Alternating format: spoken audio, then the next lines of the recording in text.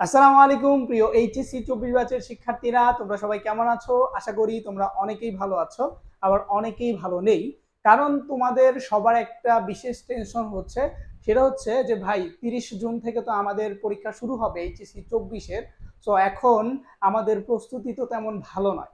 So তোমাদের এই যে এত এত প্রশ্ন, তোমাদের এত এত কষ্ট, এই কষ্টগুলো এবং তোমাদের এত এত প্রশ্নের আমরা একটা জবাব নিয়ে এসেছি। সো এই জন্য আমরা এডুকেশনাল লিডারশিপের পক্ষ থেকে তোমাদের জন্য এইচএসসি 24 শতভাগ কমন উপযোগী সৃজনশীল প্রোগ্রাম নিয়ে হাজির হয়েছি। আজকের এই ক্লাসে আমরা তোমাদের যে আইসিটি বিষয়টি আছে, সেখান থেকে তোমাদের কমন উপযোগী 5টি সৃজনশীল টপিক সম্পর্কে আমরা কথা বলবো। এবং তুমি যদি এই 5টি টপিক ভালো করে পড়ো, তাহলে আমি তোমাকে কথা দিচ্ছি যে তুমি 100% সৃজনশীল কমন পাবে। তো তুমি যেই বোর্ডেরই শিক্ষার্থী হও না কেন, তুমি যদি ঢাকা বোর্ডের শিক্ষার্থী হও, তুমি যদি চট্টগ্রাম, রাজশাহী, তুমি যে কোনো বোর্ডের শিক্ষার্থী হও না কেন, তুমি যদি আমার দেওয়া এই 5টি সৃজনশীল পড়ো, তুমি কনফার্ম 5টি সৃজনশীল অবশ্যই কি পাবে? কমন পাবে। তাহলে চলো শুরু করি আমাদের আজকের এই ভিডিওটি। তো খেয়াল করো, তোমাদের জন্য আমরা প্রথম যেই সৃজনশীলটি রেখেছি সেটা হচ্ছে, তোমাদের জন্য প্রথম সৃজনশীল রেখেছি হচ্ছে ভার্চুয়াল রিয়েলিটি। তোমাদের জন্য প্রথম সৃজনশীল হচ্ছে ভার্চুয়াল রিয়েলিটি, দেন হচ্ছে রোবোটিক্স, দেন হচ্ছে কায়োসার্জারি, বায়োমেট্রিক্স এবং হচ্ছে ন্যানো টেকনোলজি। সো ভাই তুমি একটু খেয়াল করবে, ভার্চুয়াল রিয়েলিটিটা আসলে কি তোমরা হয়তো অনেকেই জানো, আবার অনেকেই জানো না।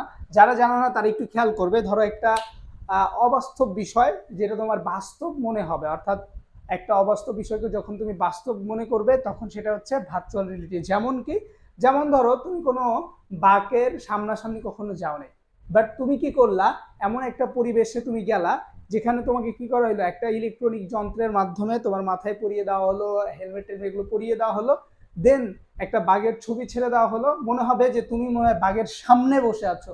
সো এই যে অবাস্তব একটা বিষয়টাকে তোমাকে কি করা হচ্ছে, বাস্তবে রূপান্তর করে দেওয়া হচ্ছে, এটা হচ্ছে ভার্চুয়াল রিয়েলিটি। দেন রোবোটিক্স হচ্ছে কি, অর্থাৎ বিজ্ঞানের বিভিন্ন শাখা আছে, যার মধ্যে একটা শাখা হচ্ছে রোবোটিক্স। এখানে রোবটের কার্যকলাপ, কর্মকাণ্ড, হ্যাঁ, এগুলো নিয়ে আলোচনা করা হয়। ঠিক আছে, তাহলে আমরা বলতে পারি বিজ্ঞানের যে শাখায় কি করা হয়, রোবট নিয়ে আলোচনা করা হয় বা রোবটের কার্যকলাপ নিয়ে আলোচনা করা হয়, তাকে রোবোটিক্স বলা হয়।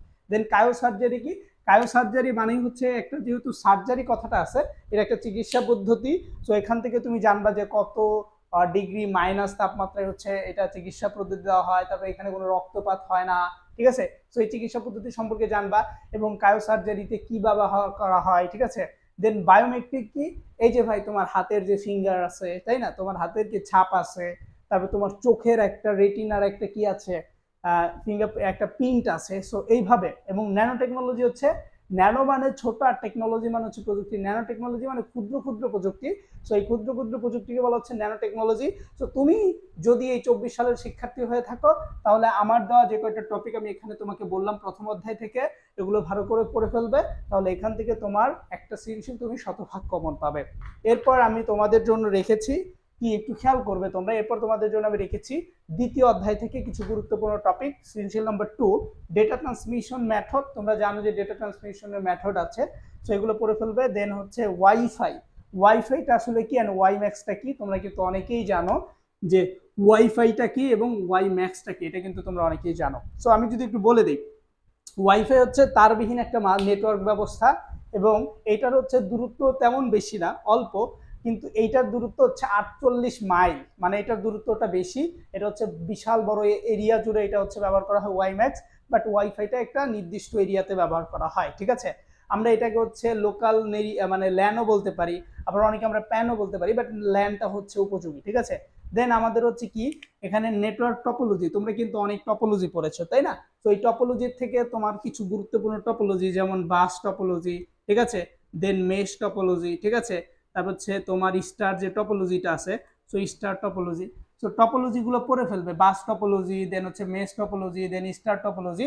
স্টার টপোলজিটা একটু গুরুত্বপূর্ণ, এখান থেকে এমসিকিউ আসতে পারে।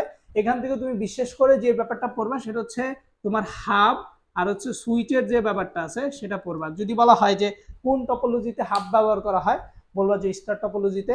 কোন টপোলজিতে সুইচ ব্যবহার করা হয়, স্টার টপোলজিতে। সো এই ব্যাপারগুলো তোমাকে একটু জানতে হবে, কারণ এখান থেকে তোমার একটা সৃজনশীল দিতে পারে, এমসিকিউ দিতে পারে, জ্ঞানমূলক প্রশ্নও দিতে পারে। ঠিক আছে, এরপর তুমি হচ্ছে কেবল মাধ্যম। সো কেবল মাধ্যম, কেবল মাধ্যম হচ্ছে তার মাধ্যম, ঠিক আছে, তার মাধ্যম হচ্ছে তিনটা, তুমি কিন্তু অলরেডি পড়েছো যে তার মাধ্যমগুলো কি কি, টু স্কয়ার কেবল, তারপর হচ্ছে কোএক্সিয়াল কেবল, ঠিক আছে, এগুলো কিন্তু তুমি পড়ছো, অপটিক্যাল ফাইবার।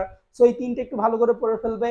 কোএক্সিয়াল কেবল যেটা আছে সেটা কেবল হচ্ছে ডিশের তার, আমরা যে ডিশের তার ব্যবহার করি সেটা হচ্ছে কোএক্সিয়াল কেবল। এছাড়া তুমি যে হচ্ছে ইন্টারনেট নাও, সো ইন্টারনেট যেটা দিয়ে নিচ্ছ সেটাকে বলা হচ্ছে টু স্কয়ার কেবল, ঠিক আছে। আরেকটা হচ্ছে অপটিক্যাল ফাইবার, কাচের সরু তুলতে, এটা তোমরা ছোটকাল থেকে পড়ে আসছো, এটা জানো। দেন হচ্ছে ক্লাউড কম্পিউটিং হচ্ছে একটা নেটওয়ার্ক ব্যবস্থা, সো এটাও তুমি পড়ে ফেলবে। এগুলো হচ্ছে খুবই গুরুত্বপূর্ণ, সো এগুলো যদি পড়ো ইনশাআল্লাহ তুমি আরেকটা সৃজনশীল কমন পেয়ে যাবে।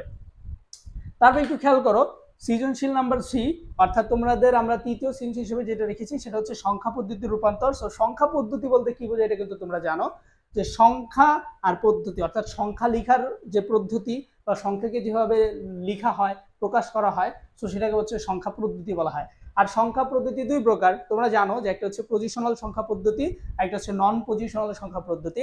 সো পজিশনাল সংখ্যা পদ্ধতিটা আসলে কি, এই যে তোমাদের যে পজিশনাল সংখ্যা পদ্ধতিটা আছে এইখান থেকে তোমাদের পরীক্ষায় প্রশ্ন করা হয়, ঠিক আছে, পজিশনাল সংখ্যা পদ্ধতি থেকে তোমাদের পরীক্ষায় প্রশ্ন করা হয়। সো এটা একটু ভালো করে তোমরা পড়ে ফেলবে।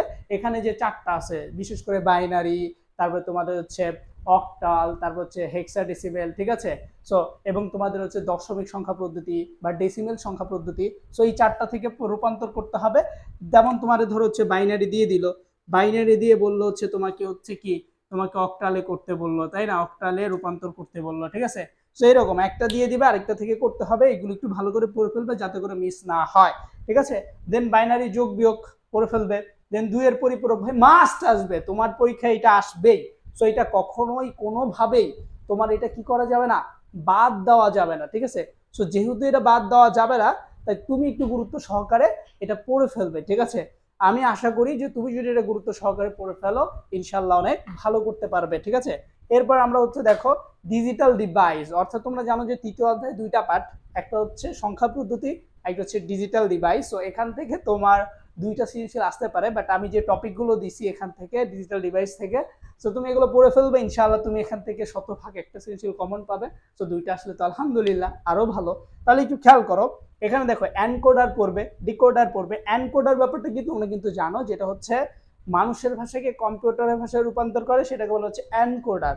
আর ডিকোডার হচ্ছে যেটা কম্পিউটারের ভাষাকে মানুষের ভাষায় রূপান্তর করে, ঠিক আছে, সেটাকে বলা হচ্ছে কি ডিকোডার।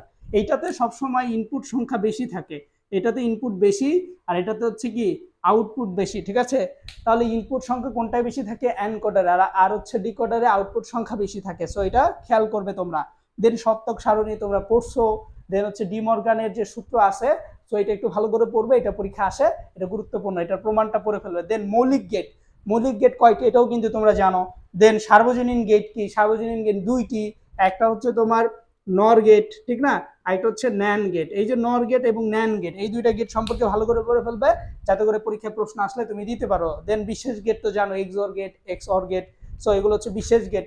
দেন তোমার অ্যাডার, হাফ অ্যাডার, ফুল অ্যাডার বাস্তবায়ন, হাফ অ্যাডার দিয়ে ফুল অ্যাডার বাস্তবায়ন করে এটা পরীক্ষা আসে, এটাও গুরুত্বপূর্ণ, ঠিক আছে। সো এরপরে ভাই একটু খেয়াল করো, এরপর তোমাদের পঞ্চম সৃজনশীল হিসেবে আমরা রেখেছি এইচটিএমএল। সো এইচটিএমএল থেকে তুমি কোডিং, ফরম্যাটিং এগুলো শিখবে, হাইপার লিঙ্ক কিভাবে যুক্ত করতে হয় শিখবে, টেবিলের ব্যবহার। সো টেবিলের মধ্যে তোমার অনেক সময় সাব সুপ এগুলো আসে, ওয়ার্ডার লিস্ট, আনওয়ার্ডার লিস্ট আছে, সো এগুলো ভালো করে পড়ে ফেলবে। দেন ওয়েবসাইট যে কাঠামো আছে, লিনিয়ার ওয়েবসাইট কাঠামো, সো এরকম আছে স্ট্রাকচার, সো এগুলো হচ্ছে ভালো করে পড়ে ফেলবে ভাই। আমি তোমাকে সর্বোপরি যে সাজেশনগুলো দিচ্ছি, এই যে তোমাকে আমি আইসিটি শতভাগ কমন উপযোগী যে 5টা সৃজনশীলের টপিক বলে দিলাম, তুমি যদি এই 5টা সৃজনশীলের টপিক ভালো করে পড়ো, আমি তোমাকে বলছি যে তোমার এই প্লাস কখনোই মিস হবে না, তুমি অনেক ভালো করতে পারবে। এবং তুমি যতই খারাপ রেজাল্ট করার চিন্তা করে আছো, তুমি এই 5টা সৃজনশীল পড়ে ফেলো, এই টপিকগুলো পড়ে ফেলো, দেখবে যে ভাই তুমি এই প্লাস পেয়ে যাবে, তুমি অনেক ভালো রেজাল্ট করবে। সো সর্বোপরি আবারও বলছি, যারা ভেঙে গেছো, যারা মনে করছো যে আসলে আমাদের আর কিছুই পসিবল না, তাদেরকে বলছি যে তুমি আবার প্রথম থেকে শুরু করো, ইনশাল্লাহ তুমি সফল হবে এবং তোমার সফলতা কেউ কখনো আটকে রাখতে পারবে না। সো এই নিয়েই শেষ করছি আজকের আমাদের ক্লাসটি। সো তোমাদের কাছে যদি এইরকম ভিডিও ভালো লেগে থাকে তাহলে অবশ্যই কমেন্টে জানাবা যে পরবর্তীতে তোমরা কোন সাবজেক্টের উপর ভিডিও চাচ্ছ। এরকম 7টা সৃজনশীল বা 5টা সৃজনশীল আমরা যদি কমন দিয়ে দিই টপিকগুলো, তাহলে কি তোমাদের জন্য উপকার হচ্ছে কিনা বলবে। এডুকেশনাল লিডারশিপের সাথেই থাকো এবং চ্যানেলটি সাবস্ক্রাইব করতে ভুলবে না কিন্তু। আসসালামু আলাইকুম।